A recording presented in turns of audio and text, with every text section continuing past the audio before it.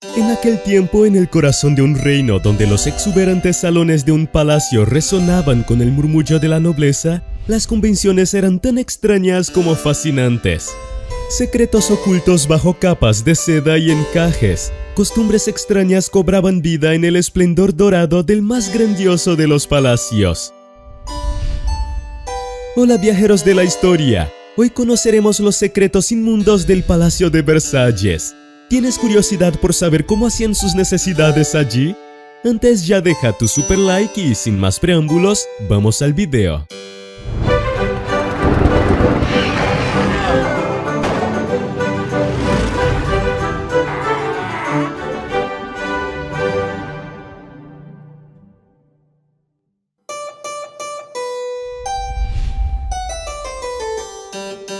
Versalles, el Palacio de los Extremos.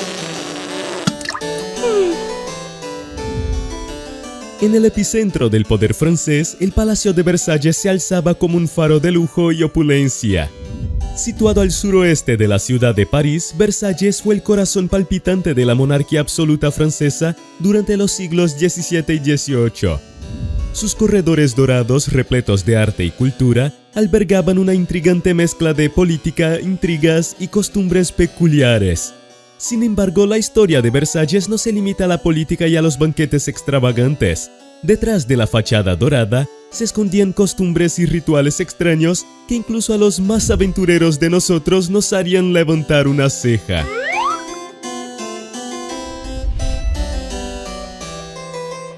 Las reinas y sus liberaciones insólitas. Hablemos de algo que todos hacemos, pero rara vez discutimos: la necesidad de ir al baño. Sorprendentemente para la realeza francesa, esta necesidad mundana se convertía en un asunto de gran importancia. En la corte real francesa, las convenciones sociales eran tan extrañas que las reinas podían aliviarse frente a toda la nobleza. Sí, así es. Puedes estar pensando, esto es extraño. Y sí, lo es. Pero era solo otro día en la corte francesa. Para hacer las cosas aún más interesantes, había un cargo oficial para ayudar en estas delicadas tareas. El valet de chambre era un acompañante íntimo de la realeza, literalmente traducido como sirviente de cuarto, pero su papel iba mucho más allá de los deberes típicos de un mayordomo.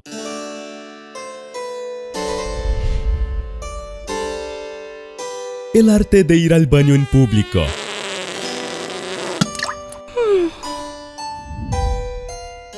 Ahora podrías estar preguntándote, ¿cómo demonios era posible esto? Bueno, había un código de conducta para tal práctica. La reina hacía sus necesidades en un orinal incorporado en su silla. Esta silla, un sorprendentemente elegante precursor de nuestro moderno inodoro, era conocida como chaise percée. Y mientras la reina, hacía lo suyo, nadie siquiera pestañeaba, como si fuera la cosa más normal del mundo. Pero no pienses que la reina solo se sentaba en una silla común. El chaise percée era una obra maestra de la carpintería, una pieza de mobiliario ricamente decorada, adaptada a las necesidades de la monarca, un trono digno de su majestad, por así decirlo.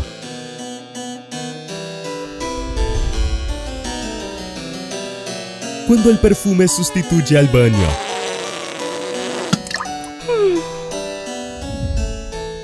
Aunque la idea de bañarse regularmente es algo natural para la mayoría de nosotros en la actualidad, la realeza del siglo XVII en Francia no compartía el mismo punto de vista.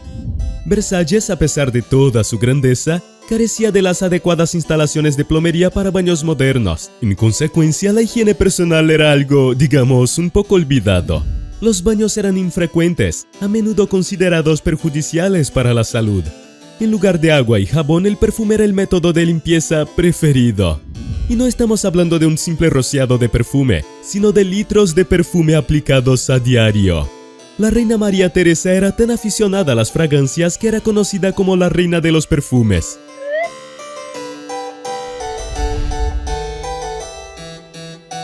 El Palacio de los Bailes.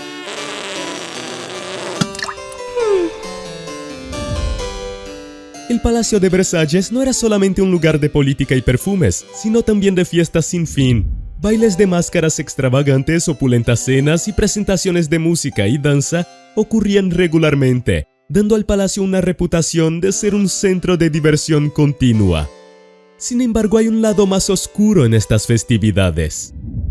Las fiestas a menudo continuaban hasta altas horas de la noche y los bailes, una expresión popular para bailar toda la noche, tomaban un significado completamente nuevo. Se dice que los pasillos del palacio a menudo servían como un baño improvisado para la nobleza que no quería perder ni un minuto de diversión. Sí, las cosas se volvían muy sucias.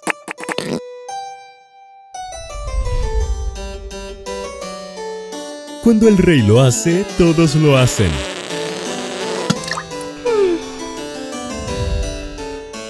Si la reina podía aliviarse frente a todos, el rey no se quedaba atrás. Luis XIV, también conocido como el Rey Sol, tenía sus propios rituales de alivio. Había una ceremonia diaria conocida como Lever du Roi, donde el rey se levantaba y aliviaba frente a un público selecto de cortesanos. Se dice que presenciar al rey realizando sus necesidades era considerado un honor, una señal de estatus y confianza. Vaya seguidor leal. Imagina la escena, el rey sentado en su trono de oro rodeado de sus súbditos mientras atendía el llamado de la naturaleza. Y lo más extraño de todo esto, todos lo consideraban normal.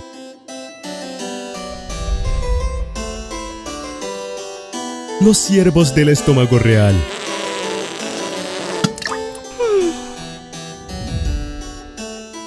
Aunque pueda parecer sorprendente, existía realmente un cargo oficial cuya tarea era cuidar de las necesidades corporales del rey. El valet de chambre era responsable de asistir al rey en sus funciones corporales, lo que incluía recolectar y limpiar las heces reales. Este trabajo, aunque desagradable, era considerado un privilegio. Sí, lo escuchaste bien. Era un trabajo muy codiciado, ya que garantizaba cercanía con el rey, brindando oportunidades de influencia y poder. Entonces, la próxima vez que te quejes de tu trabajo, recuerda, podría ser peor.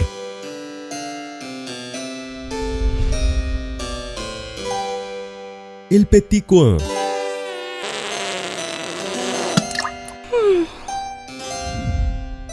A pesar de todas las rarezas que acabamos de describir, Versalles aún contaba con algunas instalaciones para la higiene personal, conocidas como Petit Coin, o sea, pequeño rincón. Sin embargo, estos espacios eran bastante raros e inadecuados para la gran población del palacio. El Petit Coin a menudo se limitaba a un simple rincón o armario con un orinal. Y recuerda, estamos hablando de un palacio que recibía a cientos de nobles, sirvientes y visitantes diariamente. Consecuencias higiénicas aparte, el uso del Petit Coin era un arte en sí mismo. A menudo requería habilidad y equilibrio para evitar derrames no deseados.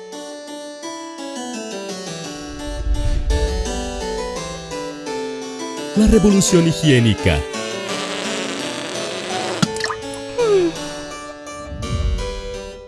A finales del siglo XVIII, con la aproximación de la Revolución Francesa, hubo un cambio radical en las costumbres y prácticas de higiene de la corte. La idea de que bañarse era perjudicial para la salud fue abandonada lentamente, y la higiene personal se volvió cada vez más importante. Junto con la caída de la monarquía, también desapareció la costumbre de aliviarse en público. Las nuevas generaciones de nobles franceses adoptaron prácticas más modernas, incluyendo el uso de cuartos de baño privados.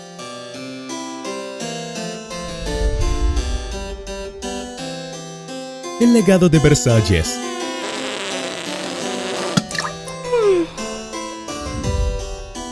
Aunque los hábitos de higiene de Versalles pueden parecernos extraños e incluso repulsivos hoy en día, son una parte importante de la rica tela histórica del palacio. Versalles no era solo un centro de poder y lujo, sino también un reflejo de la cultura y las costumbres de la época. La historia del palacio nos recuerda cómo los estándares sociales pueden cambiar con el tiempo, moldeados por avances tecnológicos, eventos históricos y cambios culturales. Y aunque la idea de aliviarse en público pueda parecernos extraña, para la corte de Versalles era simplemente otro día en el palacio. En medio del esplendor dorado de uno de los palacios más grandes jamás construidos, existían secretos que sorprenderían incluso a los monarcas más poderosos. La grandiosidad del Palacio de Versalles, con sus salones resplandecientes y jardines exuberantes, ocultaba un lado oscuro. Dentro de sus opulentas paredes, donde la realeza exhibía sus riquezas, también florecían prácticas tan repugnantes que desafiaban la misma idea de nobleza. Hola, viajeros de la historia. Si crees que la vida en el palacio era pura elegancia y glamour, prepárate para sorprenderte. Hoy hablaremos sobre el estilo de vida asqueroso de las mujeres reales en el Palacio de Versalles durante el reinado del rey Luis XIV. Antes de sumergirnos en este mundo de lujuria y suciedad, ya deja tu super like. Y sin más preámbulos, vamos al video. El brillo y la decadencia. El Palacio de Versalles, ubicado en Francia, es uno de los ejemplos más impresionantes de arquitectura y opulencia en la historia europea. Concebido inicialmente como un simple pabellón de caza, se convirtió en la principal residencia de la corte francesa durante el reinado de Luis XIV. El rey, conocido como el Rey Sol, deseaba que el palacio fuera un símbolo del poder absoluto de la monarquía y de la supremacía francesa. Cada detalle del palacio, desde las lámparas de cristal hasta los mármoles importados, reflejaba el esplendor de su visión. Sin embargo, detrás de esta deslumbrante fachada se ocultaba una realidad mucho menos gloriosa. A pesar de toda la pompa y riqueza, la vida en Versalles no era tan sofisticada como uno podría imaginar. El palacio albergaba a cientos de miembros de la nobleza, sus criados y una infinidad de trabajadores.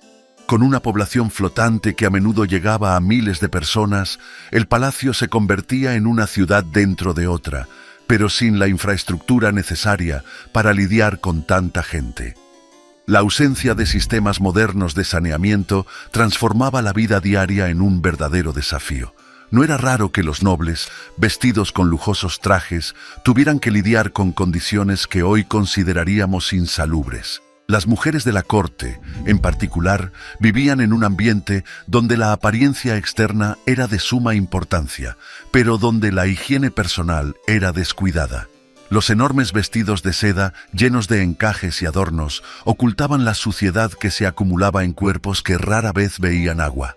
La falta de baños regulares, sumada al uso excesivo de perfumes para disimular los olores, creaba una atmósfera pesada y, a menudo, sofocante. Las damas nobles, que pasaban horas frente a los espejos polvorientos, ocultaban su falta de higiene detrás de una máscara de cosméticos caros. Así, mientras la corte brillaba por fuera, internamente se pudría en un ambiente de decadencia enmascarada.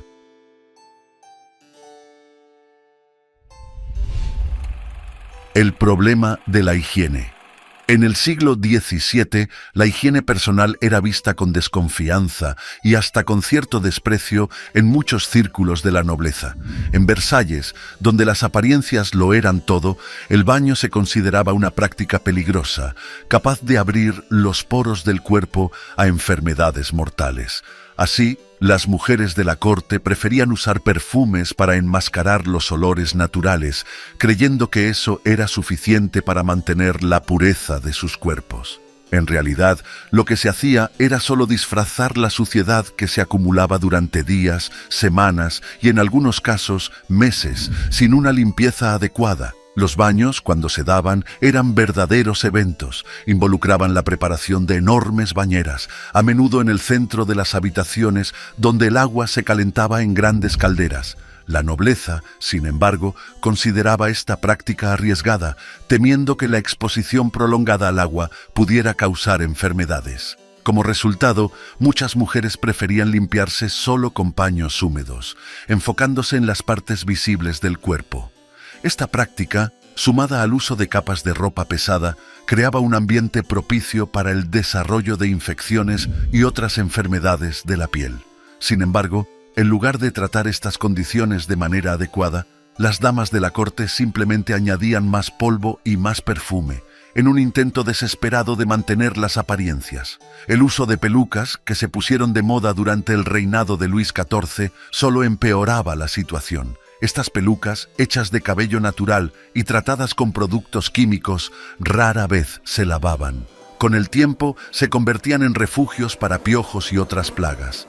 Las infecciones en el cuero cabelludo eran comunes, pero una vez más, la solución encontrada por la corte era simple: más polvo, más perfume, y la peluca volvía a brillar, ocultando todo lo que había debajo.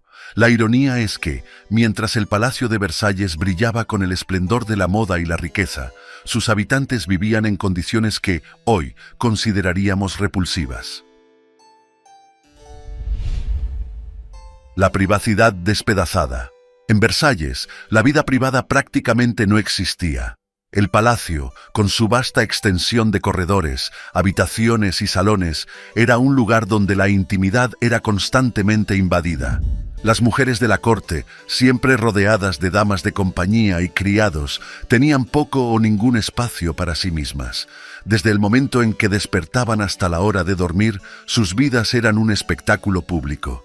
Las ceremonias de vestir, por ejemplo, eran eventos diarios asistidos por varias personas, donde cada prenda de ropa era cuidadosamente elegida y comentada por aquellos alrededor.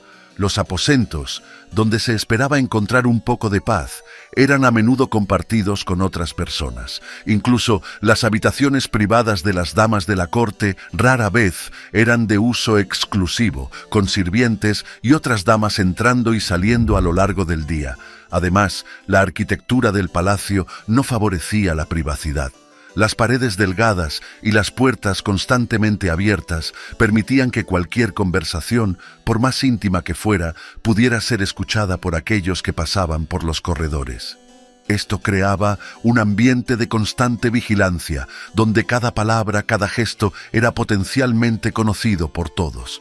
El tema de las necesidades fisiológicas era aún más problemático. El palacio, diseñado para impresionar con su grandiosidad, no tenía baños adecuados para todos sus ocupantes. Los pocos lugares destinados a esta función eran sucios y mal ventilados, verdaderas letrinas al aire libre. Como resultado, muchas mujeres preferían usar orinales en sus propios aposentos. Estos, a su vez, eran frecuentemente vaciados por las ventanas, vertiendo el contenido en los jardines de abajo.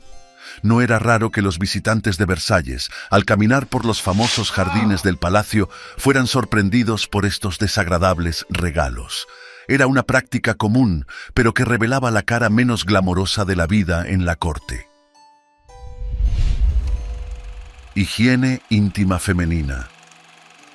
La higiene íntima de las mujeres en Versalles era un tema rodeado de misterios y prácticas anticuadas, en un tiempo en que el conocimiento sobre el cuerpo femenino era limitado y los baños regulares eran vistos con desconfianza. Las mujeres de la corte recurrían a métodos que hoy parecen impensables. Durante el ciclo menstrual, por ejemplo, utilizaban trozos de tela o esponjas naturales, que eran lavados y reutilizados, pero sin los cuidados necesarios, frecuentemente resultando en infecciones e incomodidades. El silencio sobre el tema solo agravaba la situación, haciendo la experiencia aún más solitaria y difícil. En un ambiente donde la privacidad era casi inexistente, la higiene íntima se convertía en un desafío constante. Las mujeres lidiaban con la necesidad de mantener las apariencias mientras ocultaban las dificultades diarias, recurriendo a menudo a hierbas y esencias aromáticas en un intento de aliviar las incomodidades. Sin embargo, estas soluciones eran temporales y en muchos casos ineficaces. Así, en medio del brillo y la opulencia de la corte, la realidad de la higiene íntima permanecía un secreto poco hablado, pero profundamente sentido.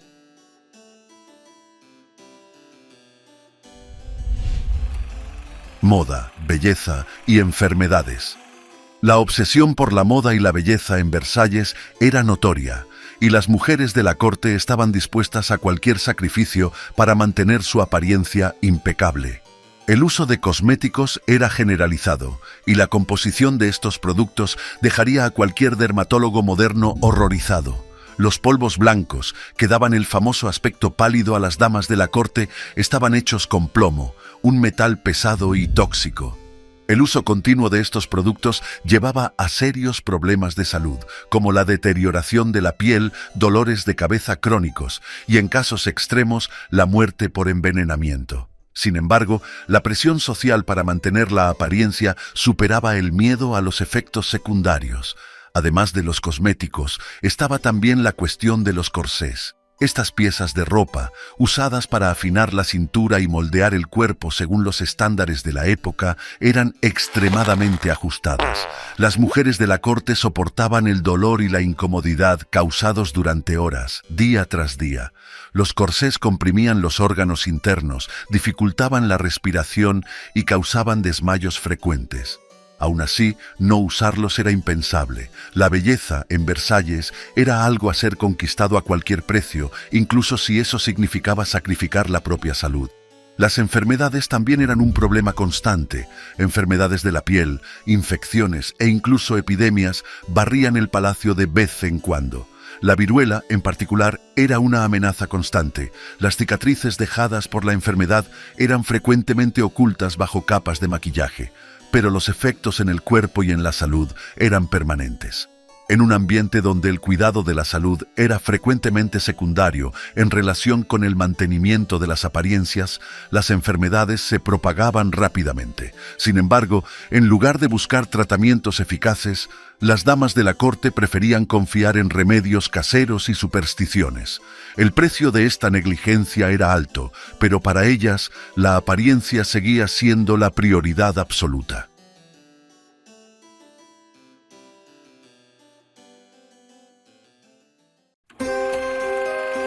Imagina vivir bajo la mirada de cientos de personas, donde cada gesto tuyo es observado, juzgado y seguido por normas inquebrantables.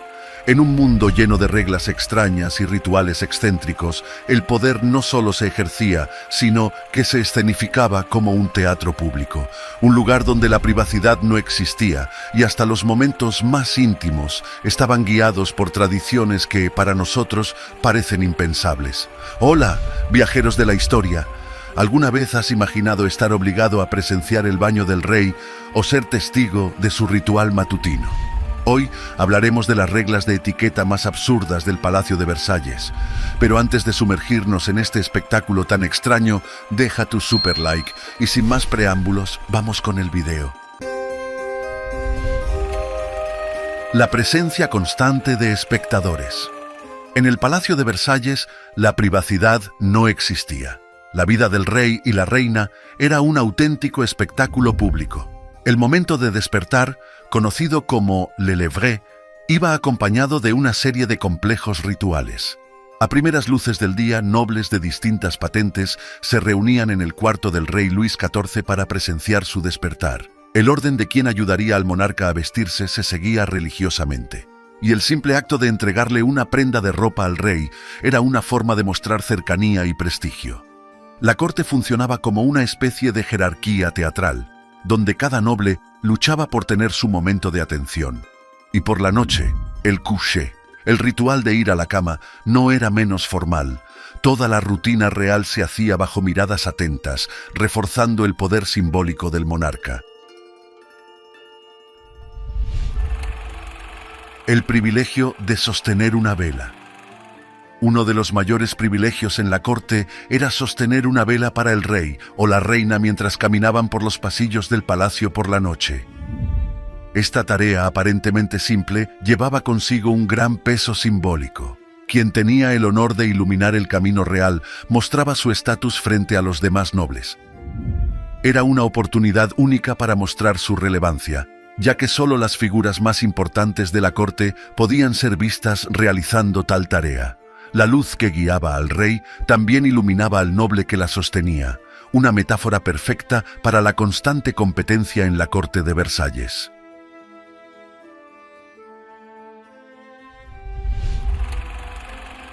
El permiso para sentarse. Si crees que sentarse en presencia del rey era algo común, te equivocas. En Versalles, sentarse en presencia del monarca era un lujo reservado únicamente a una élite altamente privilegiada. Incluso entre los nobles, solo aquellos de más alta posición social podían sentarse y lo hacían en asientos específicos, como bancos o sillas sin respaldo, que nunca sugerían un completo confort. Ese pequeño gesto, o su ausencia, reflejaba el poder del rey y el lugar de cada uno en la compleja jerarquía social de la época. En Versalles, hasta la postura física era un recordatorio constante de su posición ante la monarquía. El ritual del cocó real. Ahora prepárate para una de las tradiciones más extrañas de la corte de Luis XIV. El rey realizaba sus necesidades fisiológicas en presencia de nobles. Sí, has escuchado bien. Ese momento que debería ser privado se llevaba a cabo con una audiencia silenciosa de cortesanos que, por raro que parezca, veían en ello un gran honor.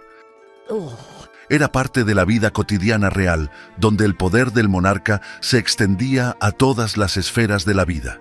Incluso los actos más triviales se transformaban en símbolos de autoridad, reforzando la imagen del rey como el centro absoluto de poder y control en Versalles.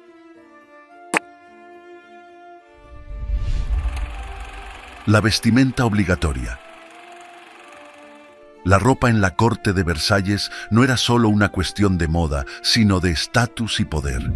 Los nobles estaban obligados a vestirse de manera extravagante y muchas veces incómoda, independientemente del clima o las circunstancias. En los días más calurosos soportaban pesadas capas de telas, encajes y adornos, y en las noches más frías, sus ropajes largos y voluminosos no ofrecían mucho calor. Para las mujeres, los vestidos elaborados eran especialmente difíciles de manejar, y para los hombres, los trajes ajustados y pesados mostraban su importancia social, pero también les robaban cualquier comodidad. Al final, la apariencia valía más que el bienestar personal, y mostrar sacrificio era un deber implícito. Beber y comer con control. Los banquetes en Versalles eran espectáculos de abundancia, con mesas repletas de manjares, vinos y postres finos. Sin embargo, comer de verdad era casi un tabú.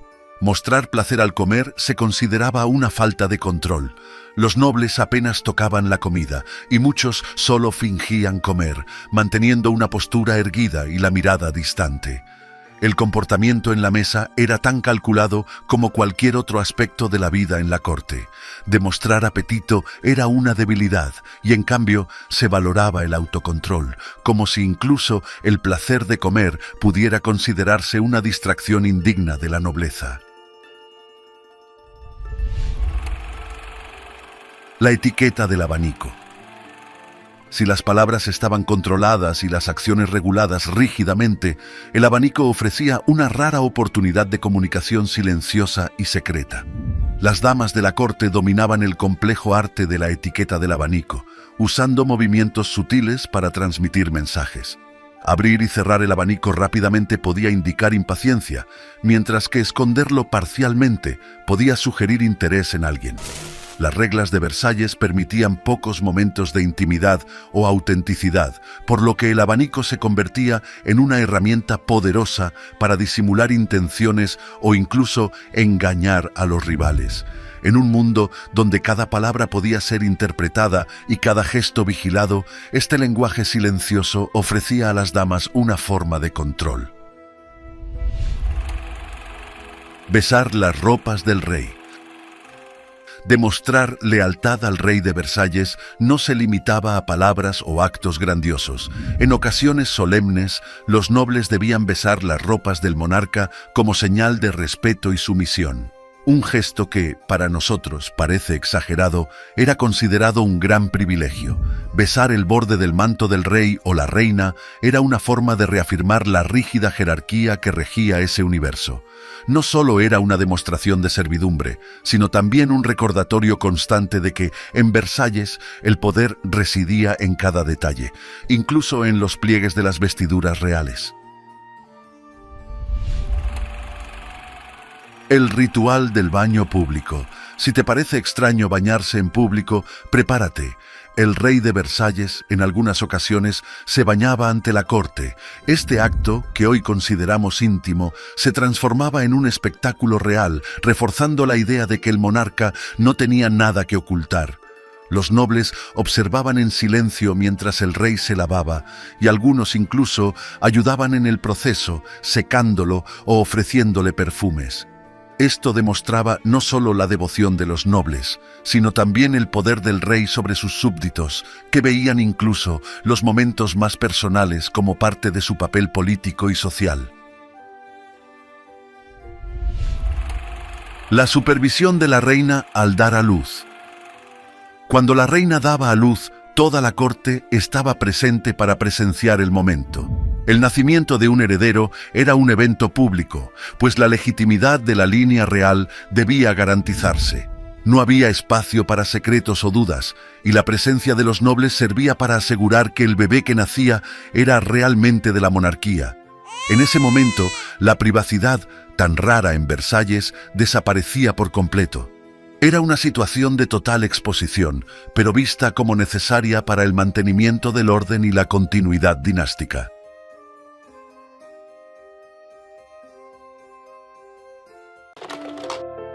En los pasillos dorados de un palacio eterno, los secretos se susurran bajo la luz centelleante de los candelabros. En un lugar donde la opulencia se mezcla con escándalos inesperados, reina un monarca cuyas pasiones trazan el destino de un imperio. Aquí, la lujuria, la traición y las intrigas no son ficción, sino fragmentos vividos de una realidad sorprendentemente intensa. Hola, viajeros de la historia. ¿Será que las cortinas de Versalles esconden más dramas que los escenarios de nuestras más aclamadas obras teatrales? Hoy vamos a sumergirnos en las verdaderas y sorprendentes historias de la corte de Luis XIV. Antes de revelar los secretos que ni siquiera los mejores guionistas podrían imaginar, ya deja tu super like y sin más demora vamos a desentrañar los escándalos e intrigas que rodean al legendario Rey Sol.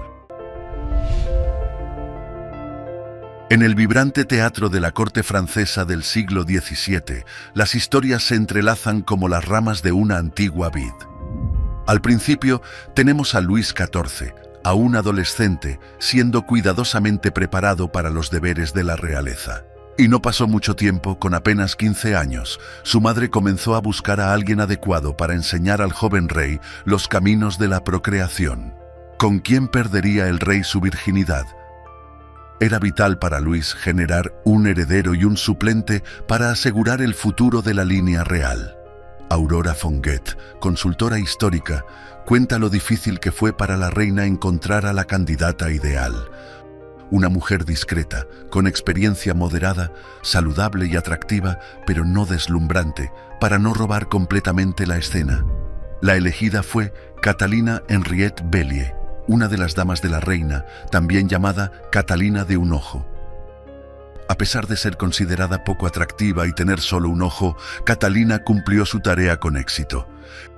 El joven rey la encontró casi sin ropas en su habitación, un encuentro que marcó su iniciación. Por sus servicios, Catalina fue ricamente recompensada con 2.000 libras, 2 casas, el título de baronesa y el Hotel de Beauvais, donde su única imagen todavía adorna la pared del patio. La compleja y a menudo tumultuosa vida de la corte de Luis XIV no dejaba de sorprender. Los rumores que rodean el origen de Luisa María Teresa, una monja en Moret, ilustran bien esto. Ella vivió recluida, pero muchos creían que tenía lazos con la realeza. Algunas teorías sugieren que un bebé negro nació de la reina María Teresa, pero el niño tal vez no fuera realmente de ascendencia africana. Una condición de piel azulada por falta de oxígeno podría explicar el color, llevando a su muerte prematura. Otra versión más picante sugiere que el niño era fruto de un caso de la reina con un bufón de la corte que era un enano africano, o incluso de Luis XIV, conocido por sus contactos con mujeres exóticas de África. La verdad sobre la ascendencia de Luisa María Teresa, sin embargo, se perdió en el tiempo. En este escenario de secretos e intrigas, la figura del conde de Guiche, Guy Armand de Gramont, se destaca. Era una presencia deslumbrante en la corte de Luis XIV, conocido por su bisexualidad y por atraer tanto a hombres como a mujeres. Él y su hermana eran cercanos al duque y la duquesa de Orleans, Felipe y Enriqueta. A pesar de la amistad íntima con Felipe, Armand mostraba poco respeto por él, llegando al punto de agredirlo durante un baile. El verdadero escándalo, sin embargo, fue el romance de Armand con Enriqueta, iniciado a pedido de Felipe para que se conocieran mejor. La relación rápidamente evolucionó a un romance secreto y ardiente. En un incidente memorable, Felipe casi sorprendió a los dos juntos. Armand tuvo que esconderse apresuradamente detrás de una puerta, mientras un ayudante intentaba distraer a Felipe, permitiendo que Armand escapara desapercibido. Después de la muerte repentina de su primera esposa, María Teresa de Austria, en 1683, Luis XIV no tenía prisa por casarse de nuevo. Aunque ya tenía un heredero, se sentía poco atraído por las princesas europeas disponibles. Sin embargo, Françoise d'Aubigné, conocida como la Marquesa de Maintenon, capturó su atención. Ella, que había nacido en la pobreza y se había convertido en viuda joven del poeta Paul Scarron, trabajaba en Versalles cuidando a los hijos ilegítimos del rey. Con el tiempo, la cercanía con el rey evolucionó en un amor genuino. Conocida por su fe, la marquesa de Maintenon solo aceptaba vivir con Luis si estaban casados. Aunque no hay registros oficiales, se acepta ampliamente que se casaron en secreto, manteniendo la máxima discreción debido a su origen humilde. Nunca ganó títulos o derechos reales, pero siempre estuvo al lado del rey, viviendo en aposentos cercanos a los de él. La Guerra de Devolución comenzó en 1667 y Luis XIV lideró a sus tropas con fervor. En París, la añoranza de su amante del momento, Luisa de la Vallière, era intensa. Embarazada del cuarto hijo de la pareja, Luisa decidió desafiar las órdenes y unirse a la corte en viaje al encuentro del rey. En un acto audaz, ella adelantó la carroza de la reina, causando indignación y náuseas en María Teresa. Cuando la caravana hizo una parada, el ambiente entre las dos mujeres era glacial, evidenciando que Luisa debería haberse quedado en casa. Sin embargo, decidida a ver al rey primero, ordenó nuevamente a su cochero adelantar a la reina. Luisa llegó primero, pero en lugar de un encuentro cálido, fue recibida por Luis con una reprimenda. ¿Qué, madame? ¿Antes que la reina? Y se apartó, dejándola con su audacia y su arrepentimiento. En 1678, París estaba alborotada con rumores de que alguien en la corte de Luis XIV planeaba envenenarlo. Las investigaciones revelaron una red de intrigas y magia, con varios cortesanos utilizando pociones y hechizos contra el rey. La capital francesa en esa época era un bastión de magos y brujos que vendían sus artimañas a quienes deseaban ascender en la corte. La ambición era lo que movía estas conspiraciones. Luis podía conceder poder, riqueza y estatus, haciendo que la competencia por su favor fuera feroz. Françoise Athénaïs de Rochechouart de Mortemart, marquesa de Montespan, estaba entre las más desesperadas por mantener su posición como amante favorita. Era cliente de La Voisin, la hechicera más notoria de la ciudad, y supuestamente mezclaba pociones de amor en la comida del rey. En 1679, Luis criminalizó la magia y la creación de pociones, iniciando el caso de los venenos. Un tribunal especial investigó a 400 personas durante 3 años, resultando en 36 condenas a muerte y 34 al exilio. En medio de todas estas tramas, Ana María Luisa de Orleans, conocida como la Grande Mademoiselle, prima de Luis XIV y una de las solteronas más codiciadas de la corte, vivió su propia historia de amor y tragedia. A los 40 años todavía estaba soltera, a pesar de haber recibido propuestas de matrimonio, incluyendo la del propio Luis XIV. Sin embargo, fue Antoine Nompart de Caumont, el no muy atractivo duque de Lauzun, quien conquistó su corazón. Ella se enamoró perdidamente, pero el amor no era recíproco. Tras mucha insistencia, logró que él aceptara casarse con ella. El compromiso, sin embargo, fue breve. Cuando la corte descubrió que ella planeaba casarse con alguien de estatus inferior, el rey retiró su permiso para el matrimonio. Poco después, Lauzun fue encarcelado tras conflictos con otros miembros de la corte. Mademoiselle pasó 10 años implorando por su libertad, llegando a sacrificar parte de su fortuna para ello. Se dice que se casaron en secreto más tarde, pero la relación fue tumultuosa y terminó con Lauzun siendo expulsado de casa permanentemente. Paralelamente, Enriqueta Ana de Inglaterra, casada con Felipe, duque de Orleans y hermano de Luis XIV, parecía tener un matrimonio estable y amoroso al principio. Sin embargo, las apariencias engañan y pronto ambos comenzaron a tener aventuras amorosas. Enriqueta, muy cercana a Luis XIV, servía como diplomática en las relaciones entre Francia e Inglaterra, y rumores sobre un posible romance entre ella y el rey comenzaron a circular. Los frecuentes encuentros privados entre los dos solo añadieron leña al fuego, haciendo el supuesto romance aún más escandaloso. Nicolas Fouquet, nacido en 1615 en una familia noble, fue la versión francesa de Ícaro en el siglo XVII. Rápidamente ascendió en la jerarquía política y social, desviando fondos que debían ir al rey. Su riqueza llegó a superar la de Luis XIV, pero su ostentación acabó siendo su ruina. En 1661 organizó una fiesta tan extravagante que convenció al rey de que Fouquet se había convertido en una amenaza. Luis XIV ordenó su arresto y juicio por peculado. Aunque escapó de la pena de muerte, fue desterrado de Francia. Preocupado por lo que Fouquet pudiera hacer en el exterior, el rey decidió mantenerlo preso en Pignerol, donde permaneció hasta su muerte el 23 de marzo de 1680.